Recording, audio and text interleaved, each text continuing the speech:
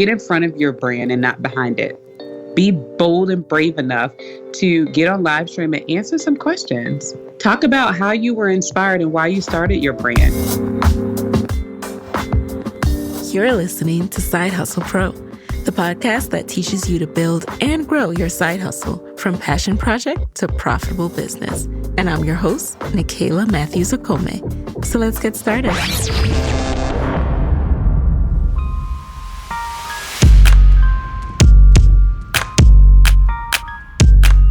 Let's get right into it. Give us a peek into the life of Charis for those who don't know you and want to hear who you are in your own words. Who is Charis Jones? When was she bitten by the entrepreneurship bug? Thank you. Well, Charis Jones is actually a wife of this upcoming October will be 9 years. I am a twin mother of 4-year-old boys, and they are named Jackson and Julian, and they are my everything, but they're also real crazy. The household is always lit. And I am a savvy entrepreneur. I own a company called Sassy Jones. Sassy Jones is an award-winning accessory brand that sells confidence. And the entrepreneur bug bit me when I continually kept being fired back in my corporate gig. Like, I was fired from 3 high-paying, really good jobs. Really good jobs. Yes, that's how I got pushed out. Because you know how sometimes they'll be like, God will just push you off the edge of the mountain if you won't soar, if you won't jump, right? Mm-hmm. But and the truth is, if I was not fired, I would still be at those jobs because they paid so well. Wow. And I didn't know what it meant. I kept associating that with inadequacy. I did not know until the last time that it happened, like, this is a pattern. You want to do things your own way. You need to go make your own rules. You know, so instead of trying to fit in a box, you need to get out of it and step on it. So I started my brand. I was like, okay, I love fashion. I wanted a small barrier to entry. So I was like, okay, let's do accessories. I started a website, didn't make any money, maybe $25 a day. I was like, I definitely cannot leave my good job off of this. And then like, it's just not working. We've all been there like, all right, this is cute, but how is this going to add up? Mm-hmm. This because it's so sexy, the word entrepreneur, like, this is cute, but this is not sustainable. And at the time I didn't have kids. So I decided to get in front of some people because I knew what I was a salesperson. And I set up at a trade show, didn't have any idea what it was going to be like, had no idea if I was going to make my $800 back that I had invested in it. And it was the best day ever. It was the absolute best day ever. Why was that? What happened? Oh my gosh. I was so afraid of showing up because of all the other competitors. There was Tracy Lynn, there's Paparazzi, there's all these other well-named jewelry brands. Why would they come and buy from little old me? So that was the first self-defeating message I taught myself. The second thing was, like, I don't even know if I'm going to make my money back, but I'm going to just give it my best shot. So there was so much of fear associated with that day. But let me tell you what happened.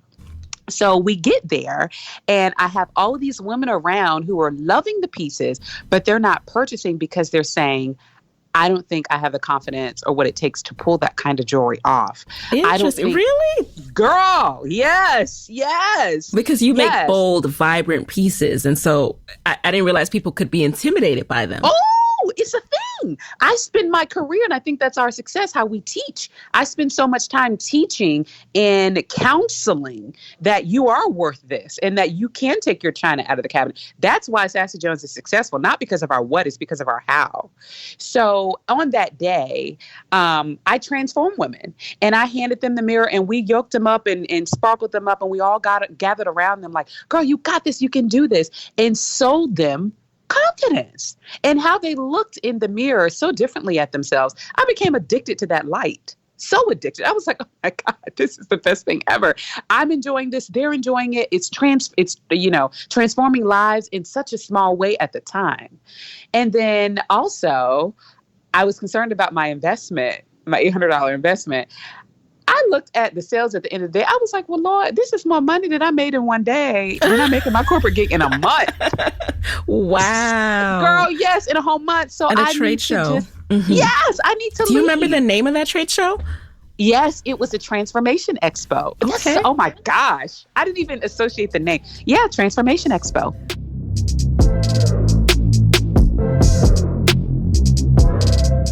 So it's funny you mentioned that you had no plans to leave your good paying job and kept getting pushed out. So what was that career path? And was there anything about it that the skills from that translated into helping you grow and launch Sassy Jones Boutique? Oh, yeah. Everything from it. So the career path was sales. I was a saleswoman. I've sold everything from banking products to insurance to food to restaurants. And so the transferable skill there was at Bank of America, I learned customer service. They have an unwavering dedication to customer service. So that is where I learned my backbone that the company has today. And then also the soft skills and the relatable skills that it requires to sell someone something. You have to understand their need and be able to cater to their need and speak their language better than anyone else in your industry. And so those two things I learned, and they definitely serve us well today. Now, one thing about your online boutique, and it's a physical boutique as well as online, right? Mm-hmm.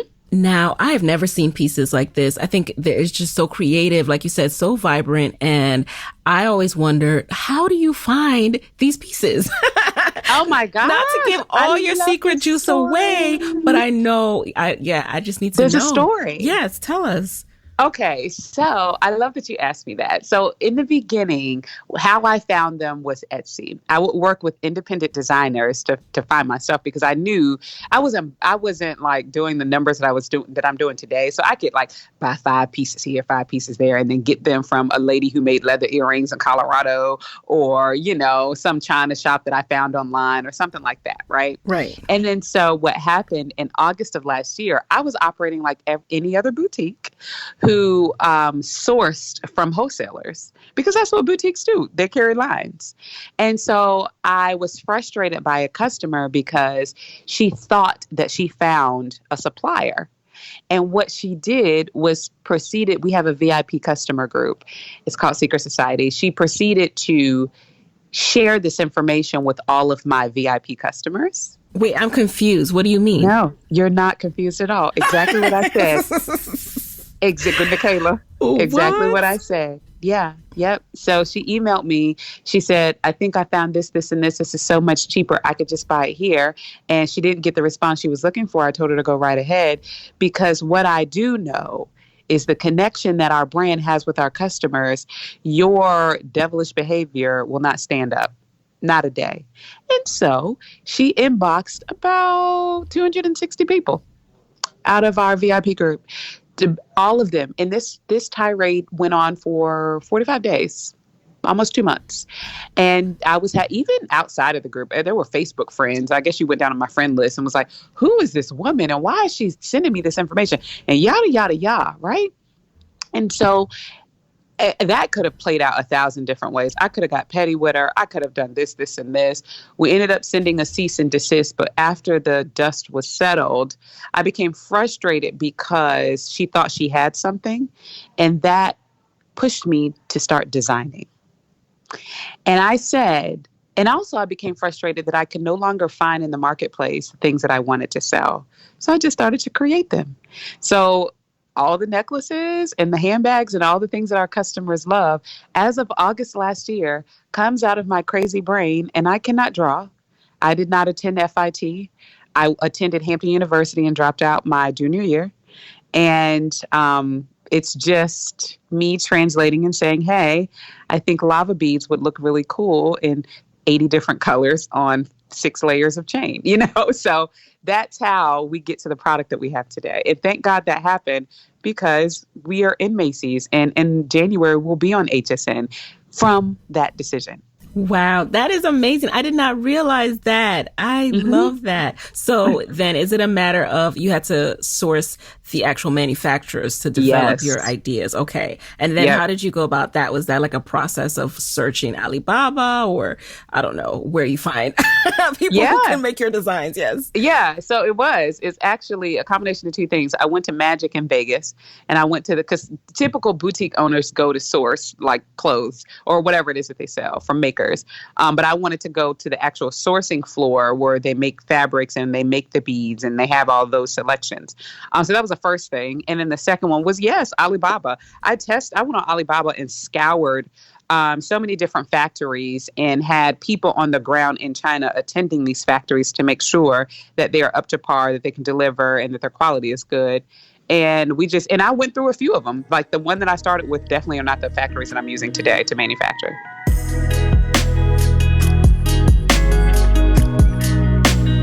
So let's talk about the fact that you didn't hate your job. So that's something I want to emphasize here, because I think a lot of times when you hear the word side hustling, or on the show, we're all side hustle pros. Some of us are scaling to be full-time businesses.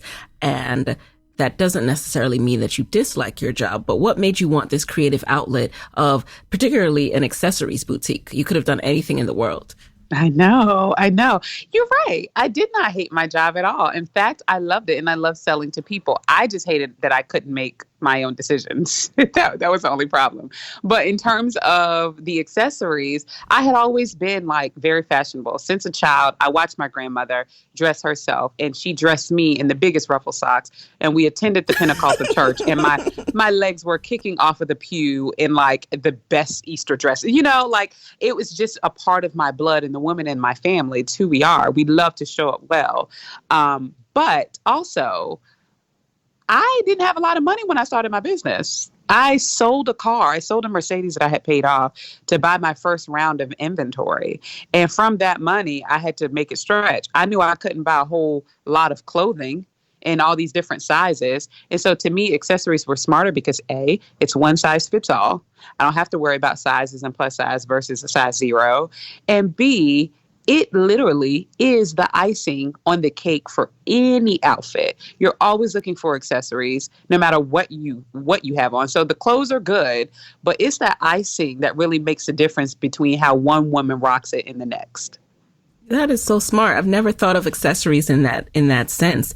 And yeah, worried about sizes and having to figure that out is a pain. I just, placed a new t-shirt order after I gave up the e-commerce business, but I was just like, okay, I got to do this. And I was like, man, I don't know who needs what size. It's a lot. It's a lot. Yeah. How are you supposed to know those things? No. Everybody can fit this one necklace, though. Everybody can. Everybody can. Now, you are so fabulous when it comes to marketing. So we have to spend some time on this, because when it comes to standing out online, it is not an easy feat.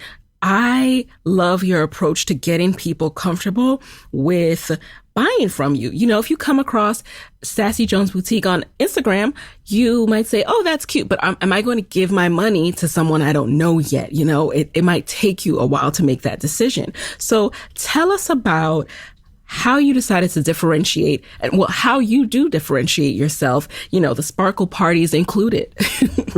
It's a tool that I use called relationship marketing. And pretty much what that is, it is the sales decision for the long haul versus a sales decision for today. So if you're thinking about being in line at Food Line or your local grocery store, that's not a long-term relationship. Yes, you'll come back there, but those people don't help you go down the aisle and pick out your groceries. And those people don't tell you, oh my God, this seasoning would really taste a lot better than the seasoning you've been using on your chicken, right? We don't have relationships with them. But the marketing funnel improves when you have relationships with people. So that's what we focus on. And we can start with our language. We talk to the pain point of our customers. For example, if you look at the product descriptions on our website, they're unlike any other product descriptions. We're talking to you where you are. You think we're your friends. Girlfriend, this necklace would sparkle gorgeously under restaurant lighting when you get that first date when you thought he'd never call, right? So that's the language that we use versus salesy, right? And then the other thing is we speak to their pain points. We have most of our customers are size 16s, 18s and up, right? And so they face not being able to put their arms through bangles. They face necklaces not laying right. So in our things, we meet them where they are. Hey, industry standard chains are 3 inches. We have 6-inch extenders. We do bangle stacks that are 7 and 8 inches versus industry standard of 6.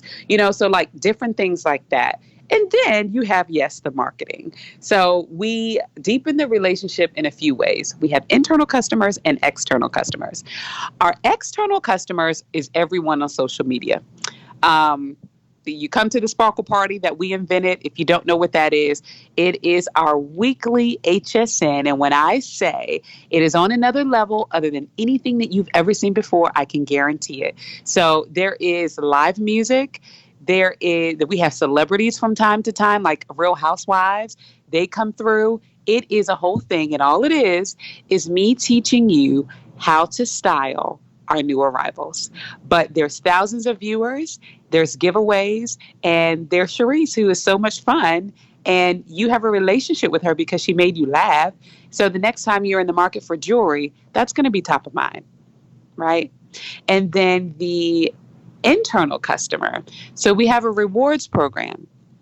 And which is another reason they love to shop, because, girl, they live and die by these rewards. So in your brand, if you don't have a loyalty or rewards program, make sure that, because a lot of us do, but make sure that you are teaching your consumer the importance of it and what it can get them. It's a WIFM, what's in it for me. So with the rewards program, the more you shop, you can earn your way up into this God place called Secret Society. It's a heaven for Sassy Jones. It's a Facebook group. In that Facebook group, relationships foster like nothing else that I've seen. So much so, there are hundreds of us that live all across the world, yes, because it's an international brand. But when Aisha is traveling through Texas for work, she remembers that Richinda lives there and messages her, never met Richinda, but they know that they're Sassy sisters because of the relationship that we foster in that group, and they connect at the train station. And that happens, if not daily, weekly. They are linking up, they vacation together, even outside of me. So the impact that we've made in that group is just, it really floors me. I mean, it's I can't even explain it. It's a legit sorority, sisterhood, and it's also the events that we do. Each pod where they are geographically have meetups, and then corporate wide, we host meetups for them, and only they can come. So for example, in June, we had anniversary weekend. They flew in from everywhere. And yes, we have a brick-and-mortar boutique, but they got to shop our warehouse where our employees work, our corporate office, and no one gets to come there except employees. Can you imagine how special they felt? I have never heard anything like this. And no one does it. Is your warehouse in the same, is that also in Richmond, Virginia, where the boutique is? Okay. Yep. It's 7 minutes from the boutique. 7 minutes from there. And we had a pajama party. And the next day we chartered buses at our way to Charlottesville and took them to King's Family Vineyard, which is the best winery in Charlottesville, and greeted them with hot pink tents. And we served them lunch. And they had all of the Moscato and Rosé that they wanted all day. And they dressed up in their big hats with their Sassy Jones jewelry on and had an experience while we watched polo. So that is the kind of thing. And Charis was there on their level, sitting with them, Indian style, barefoot. So that is the kind of customer experience that we give. And we have the hearts of these women. And in December, we're going on a cruise. What? And we're going on a cruise. And it only the VIPs can come on the cruise. However, we are sponsoring a spa day at the Atlantis in Bahamas for them. We are paying for that. So, I mean, your boutique, whoever y'all shopping with, you know, that's cute. You know, Instagram is cute. Yeah, likes are cute. But what we do, we transform lives. And see, we have to break this down because, Charis, not only are you transforming the lives of your customers, but you have a standard as an online boutique. And that's why I wanted to bring you on here, because as someone who I shop on Instagram, right? But as someone who shops on Instagram, I see the difference between people who are really just only thinking Instagram, like, oh, I sell a lot here when people see the pictures, and people who are thinking bigger picture brand. Oh, so girl, yeah. Let's talk about this. So first things first, I want to know, when you first set out to do this, there's levels to this. So you couldn't have possibly at that moment in time imagined all that it would become. What helped you get from point A, I want to start an accessories boutique, this will be fun, to I now want to take my VIPs on a cruise? Girl, two things: audacity and Actually, it might be just one thing, not fearing to fail, because that's audacity. So I think what holds a lot of us back is like the discovery phase and coming up with the ideas and always worrying about how. But I never, and this is a flaw as well, I never worry about how. I set the goal, I'll figure the how out later. And with the trips and the anniversary weekend and all of that, it's really from me wanting to share an experience with the people who do business with me. That's it. That's really the only place that it comes from. And in that, yes, it's expensive. Yes, it costs money. But I also have a marketing brain where I can maybe sell a package and they need to buy that package, and built in with that package is the cost for this other thing that we need financed. So it's like not getting so caught up in, oh my God, I don't have the resources. Girl, money grows on trees. All you got to do is build a ladder. That's it.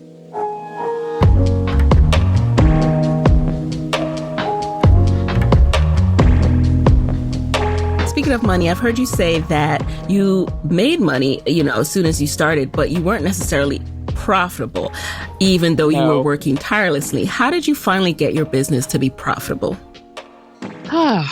Girl, we did not turn a profit until last year. And how many years into the business was that? 5. Okay. Yeah, year 5. And it's because we grew so fast. And that growth, you have to finance that growth. So like, for when you're stagnant, you can predict your expenses from month to month. But when you're growing month over month over month over month, and like your inventory bills are just exceeding, and you can't keep inventories going, it's difficult, right? It's running a hamster wheel. But how we became profitable is by utilizing a system called Profit First. There's a book by an author called Mike Michalowicz, and I heard him speak at a conference, TSP actually. And TSP stands for, not everyone knows. Traffic, Sales, and Profit. Right, by Lamar Tyler. Okay. By Lamar Tyler, yes, in Atlanta. So if you have not gone and you're an entrepreneur, I don't care what kind of entrepreneur you are, you need to go. And my first time going, I heard this man speak, and I remember being so angry that I cried right there in the conference, because he was the answer to what I was looking for in terms of I wasn't paying myself regularly. I wasn't saving anything in the business.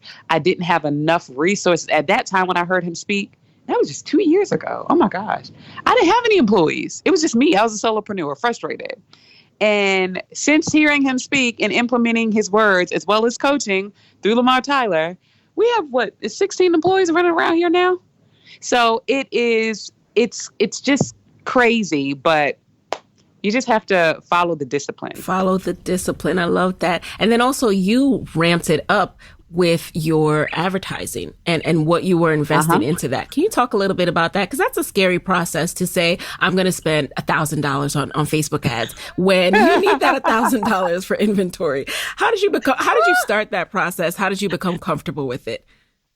Girl, this is where relationships come in handy. So make sure that you're surrounding yourself with good girlfriends, ladies, or gentlemen, like with guys who are about something, who are speaking wisdom into your life. Because here's what happened. I had the desire to ramp up the business and do Facebook ads and paid marketing, but only because I knew that I had brought the business as far as I could bring it.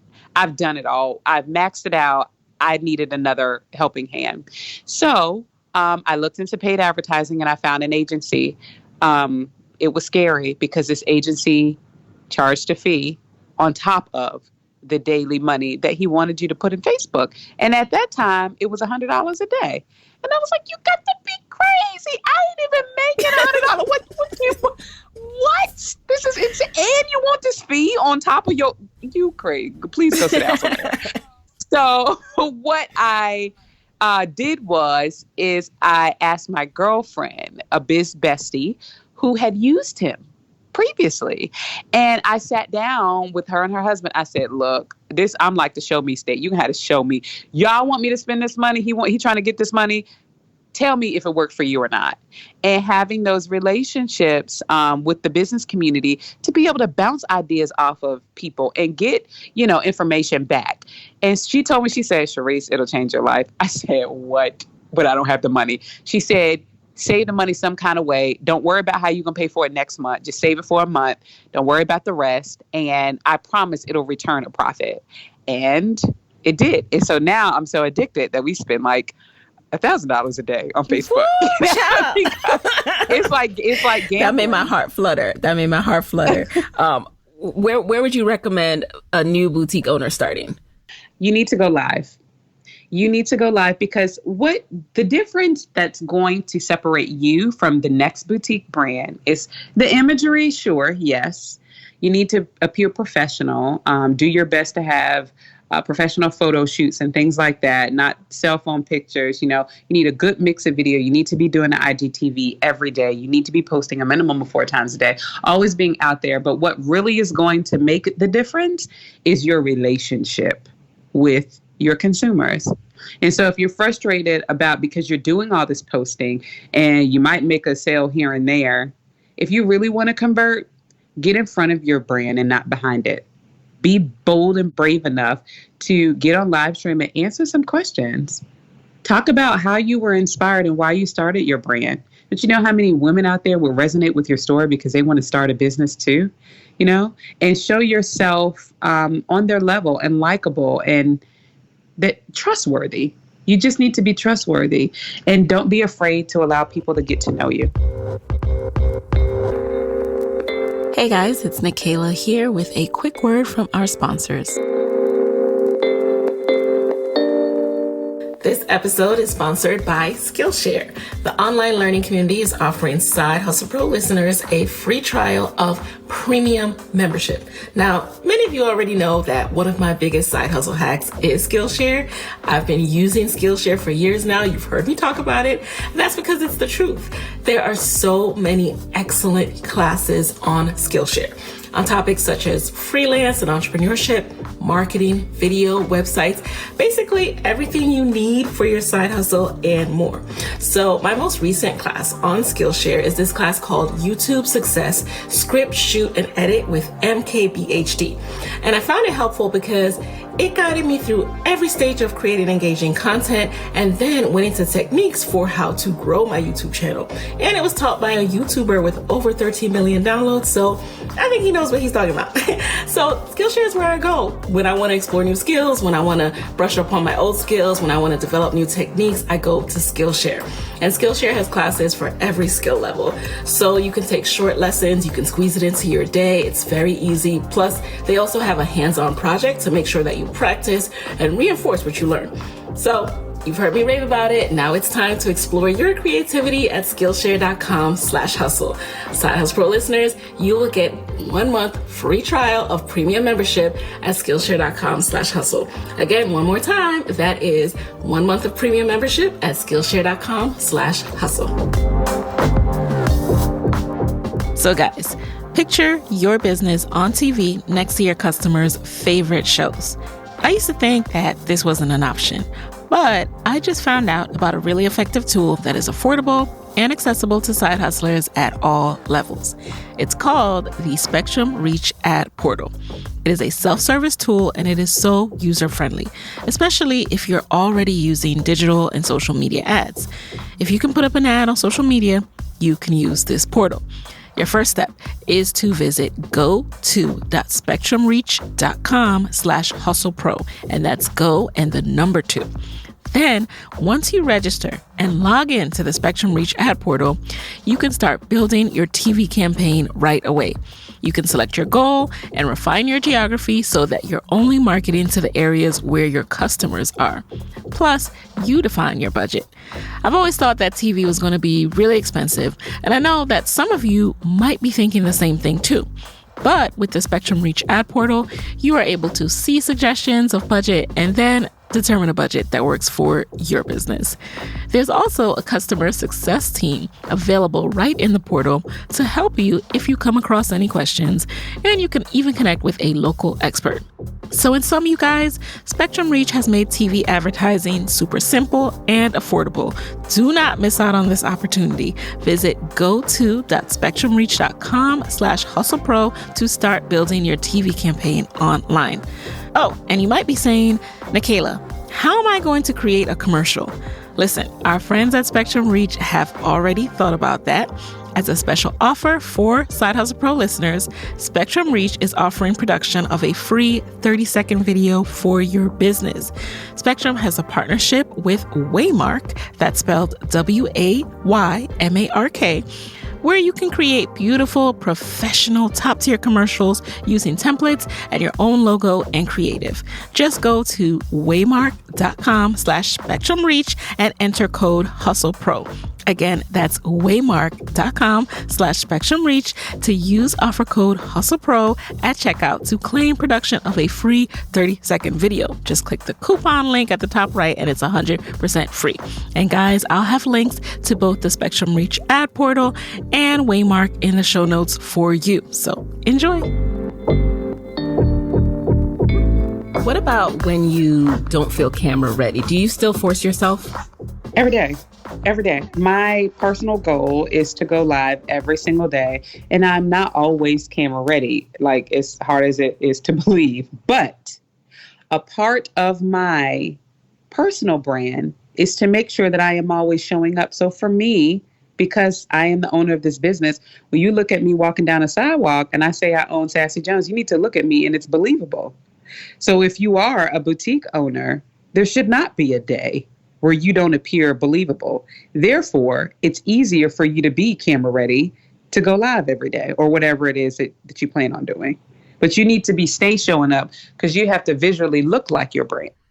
And, you know, I've been following you for a while, even though we weren't in touch yet. And I don't know the exact moment, but I feel like there was a point when it went from, oh, okay, I want to, shop from them one day. This looks like a really cool boutique with awesome items, to like, whoa, this is like a real legit enterprise going on over there. What happened, Charis? So you really start investing in the brand, and now you were talking about a multi-million-dollar business. Can you talk to us about what that shift looked like for how you work in the business, your hours, how you hire? How did that change everything? Oh my goodness. So it's still a grind. The grind is never, ever over. It just changes and it evolves, right? So in the beginning, when I hired my first employee, I could barely pay them. Like, I didn't even know if I would be able to sustain an employee. But all I did know is that if I could get someone else in to help me, I could walk off and do more income generating activities. So my first piece of advice is to build a team. I know that you cannot afford it. I know. But if you can afford the one, then you can free yourself up to go have more meetings, book those different clients, see more people. If y'all haven't read 10X by Grant Cardone, you have to read it. That will free you up from doing the grunt work to go doing the high level work. Right. And so that was the first thing for me. Once I built the team, it just started to triple. And then I could walk away and then Charis could go learn about more marketing strategies, attend more conferences, meet more business owners that have been through it and taught me 50 different ways that I could avoid this one costly mistake, And so now we've just tripled it. And year over year, I think that first year where I hired my first employee, my goal was to do $200,000 in revenue that year. We ended up doing, I want to say $365K that year. And then the very next year, which was last year, we landed at $2.65 million. And the team grew so crazy. And it is all because I continued to ascend to that CEO role. And as hard as it is, trust. And I just made a shift last week. It's so difficult to pull yourself out of the day-to-day and put other people in charge of that. But if you can manage that fine science, you are going to be so successful because you're empowering other people to lead. That's the greater good. But then you're focusing on only what a CEO should focus on, which is generating revenue. And if you're not doing that, you're doing something wrong. Now we have to run those numbers back one more time because they are just so awesome and inspirational. So you said you went from $365K in revenue. What was that? Your third year in business around? Yep. And the next year was what? $2.65 million. Oh my gosh. And that's unassisted. We don't have an investor. I don't have a bank loan or funding, or I've never even entered a pitch competition. But that is just all from organic growth. Mm-hmm. And plus with the investment in, like, how much would you say you invested in Facebook or paid marketing by year 4? Paid marketing overall, year 4, we were at about $500 a day. Okay. So, and the one takeaway that I do want to emphasize here is not all paid marketing is the same. I like the fact that you went with someone who was recommended, who had proven results, because I could go and throw $500 into a whole bunch of bad ad sets and not yield the same results. Mm-hmm. So it's important that you are learning from people who know how to do it, or going ahead and hiring the people who know how to do it. Again, have proven results in your niche and know what they're doing. So let's make that clarification. Now, as you were doing all of this, one thing you pointed out to me is that you are also the mom of 4-year-old twins. I am. And that sounds quite hectic. So how did that change your approach to Sassy Jones when you were first starting out, once you realized you were pregnant? Well, the conundrum here is that I didn't start to take Sassy Jones seriously until the kids came. So if you're thinking about starting a business, it's not an excuse, but it is a lot easier to start the business when you do not have children. Me and my crazy self, I started small, and I did that first trade show before I became pregnant. And then there was like a lull.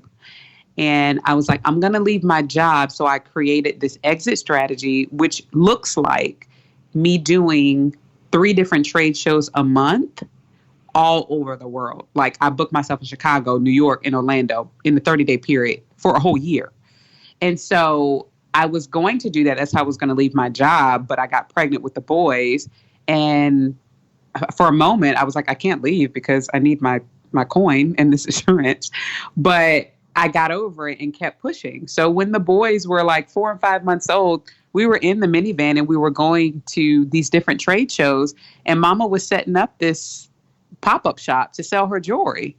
And so to me, raising my business and raising the kids, it's the hardest thing you could ever do. And I did them both at the same time, but I have to attribute it to a village.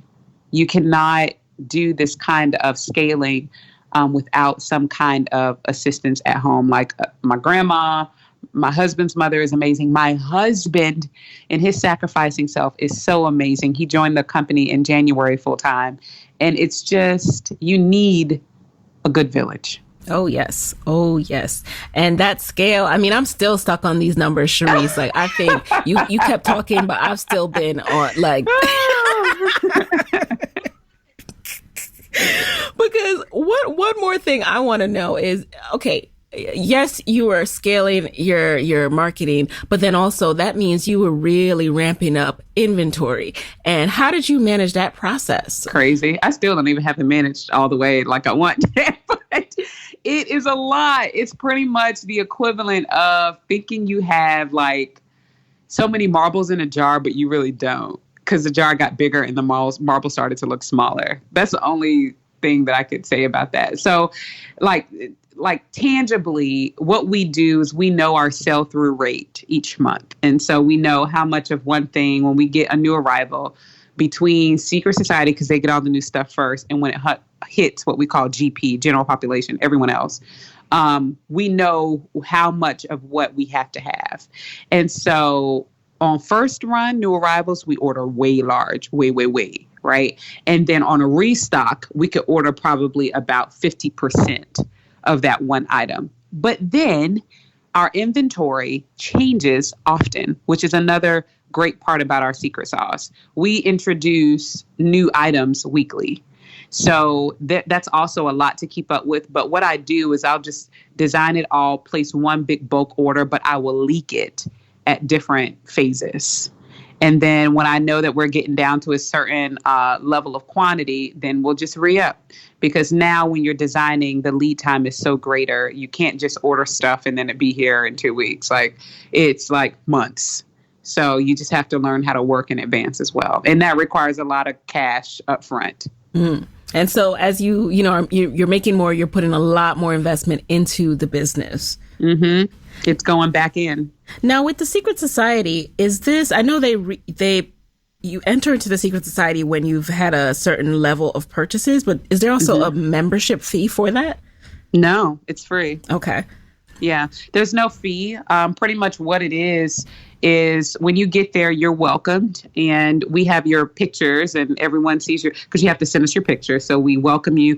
Everyone in the group makes a big deal about you. So it's just like a big thing when you come in, and then there's a welcome video, and then you get in and you see all of these women with all of this confidence wearing their things in ways that you've not seen. And then she sees you and she's speaking to you, and all of a sudden you've just made these friends, and they're inviting you to places.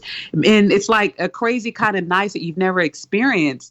Most of these women haven't experienced this level of kindness, but it's the relationship that we foster. And then, and I'll come in most days, either live or trying to respond to every single one of them. And another thing is the engagement. I am in there. It's not just a group that I manage. If I can't get in there one day, it's rare, and respond to each of their questions. Oh my God, girl, you look gorgeous today. I love how you styled that, yada, yada. And you don't know what women are dealing with. That stuff goes a long way. That's the stuff we don't hear every day in our lives, And so that's what that place is for us. It really does go such a long way. I love it. Like I said, I've never heard of anything like this because it doesn't exist, like you said, and it's just beautiful.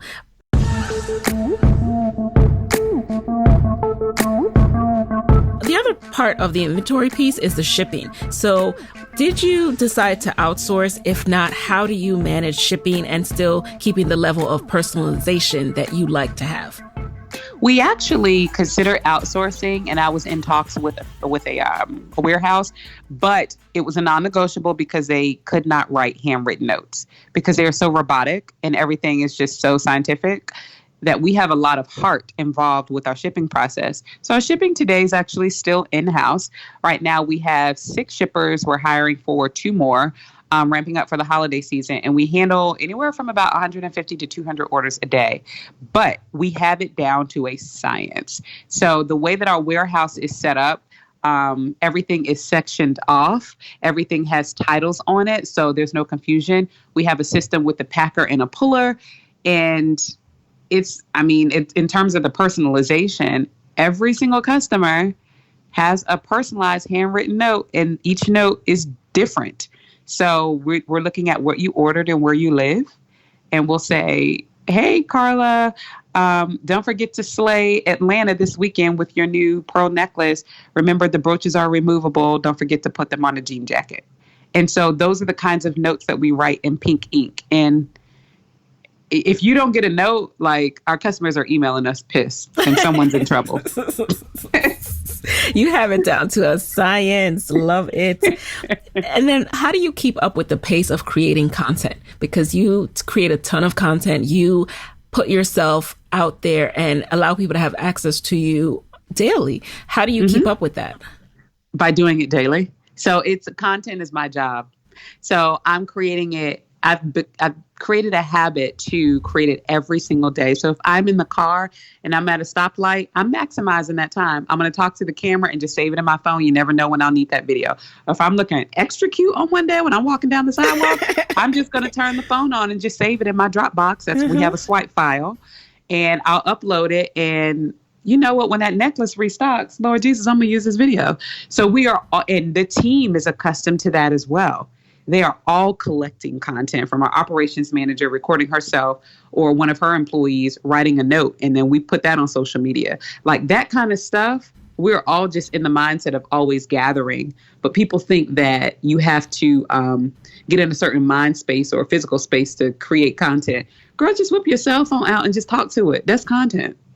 You're speaking to me right now, because that's something that I've started out always knowing, but then slowly along the way, it's so easy to be hypercritical of your appearance or, oh, this isn't good. And instead of just documenting, just daily getting out there and sharing. So thank you for that reminder. And You're welcome. Oh, yeah, of course. Thank you. And speaking of all this, because I know are giving so many tips to boutique owners or just any online e-commerce brands who are wondering how to stand out, how to differentiate themselves. If you could kind of sum it up in some overall advice, specifically for these kind of businesses, what would you share with them so that they can be operating on a level beyond just an Instagram boutique that does, a few sales daily, or an Instagram boutique that might do multiple, maybe even 100 sales, but they, like you said, are where you were a solopreneur, doing it all yourself, thinking you can't afford to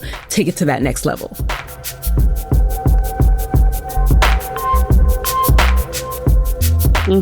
So it stems from one thing, and it's my favorite quote in the world, that you have to take yourself seriously and then other people will take you seriously, because growth is a mindset. That's all it is. It's not a lack of resources. It's just purely a mindset. So if you are determined and you can see yourself managing the success, because managing success is hard, sustaining it is even harder. If you can see yourself doing those things, and all of a sudden you've taken yourself seriously, and all of a sudden you've invested in certain coaching programs that you've been side-eyeing because you want to get all this free content from all these coaches, but then you wonder why you're not getting no results.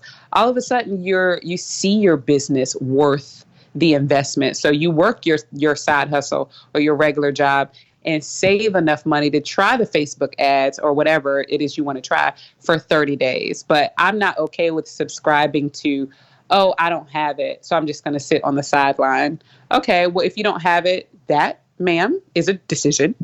And when you make the decision to show up differently, then things will change. But until then, you can manage right where you are, because after all, you can't fall off the ground. You can't. You're managing that just fine. So when you're ready to ascend, then do so and do it well. Show up well. Oh, you can't fall off the ground, you guys. I don't know about you, but you are snatching me up all the way up. It is a place that, and I'll talk about this on my next Entrepreneur Diaries, guys, but it is a place, it's a fine line that I'm currently, I won't say struggling, but it is that I have to take myself seriously now, and I have to let go. Truly let go. I've said this before, and I, started doing it, then kind of inch back into doing it myself again, but I have to let go because I can't fall off the ground. I know, baby. I know. I know it's hard. Yeah. I just recently, last Tuesday, was like sobbing over something that I have let go of. And you all generally know me as the face of the brand. And if you can imagine this thing that I have birthed and scaled and been the face of and the spokesperson of. And then we all made a decision, just because I was just getting so worn out of doing all of these things, that taking these pictures was not an income generating activity. Anyone can do that. And so I decided to get models and let them do it. But if you're on the website, you see Charis everywhere. That to me felt like a death. And it was very hard. Letting the models do that, because I'm worried about, oh my God, what if they don't sell the jewelry well enough? What if they don't convert and convey on camera? What if that affects our sales, right? And then B, not even being present at this big deal, this photo shoot, and letting your team run it. And you're not there to direct and guide. They're just supposed to bring this project back to you that's supposed to make you hundreds of thousands of dollars. Like, what? And so that day I was home with like nothing to do, because I'm so used to doing. But it was a cause for celebration, because I recognized that, girl, you built it up to the point where you can be at home on this couch. Why don't you enjoy it? And it's hard. I get it. But you got to step back. Right. I appreciate that truth moment, because that, we need to hear that. And also it's a reminder. Someone asked me the other day, do you ever take breaks? And I admitted that I do, but they're never guilt-free breaks. I have not figured out how to take a break without feeling guilty yet. Have you? Not until recently. And it's going to probably take you to go through some burnout, if you haven't already, to be able to appreciate the silence. Okay. Well, I'm not looking forward to the burnout, but I do need to get to that point of not having that. You got to go through something terrible to be able to appreciate the good. So it might just be, but for me, that's what it looked like. All right. So now we're going to get into the lightning round. You just answer the very first thing that comes to mind. You ready? Okay. All right. Number 1, what is the first resource that you can think of that has really helped you in growing Sassy Jones that you can share with the Side Hustle Pro audience? Facebook. Okay. Number 2, what's been the best business book that you've read or live event that you've gone to this year? Oh, can I give 2 answers? Oh, yes. Okay, TSP is the best live event that I've been to this year. It's in June in Atlanta. Okay. And the best book that I just got finished reading is by Brené Brown. And it is, it's the Dare to Lead. Dare to Lead. Dare to Lead. Love it. Yeah. What is a non-negotiable part of your day? Ooh, lashes. Love it. Do you know I have been trying to put on lashes? It has been a goal. Fun fact, every day I try to put on a lash because I'm determined to get better. Number 4, what is a personal habit that has helped you significantly in your business? Ooh, hot yoga.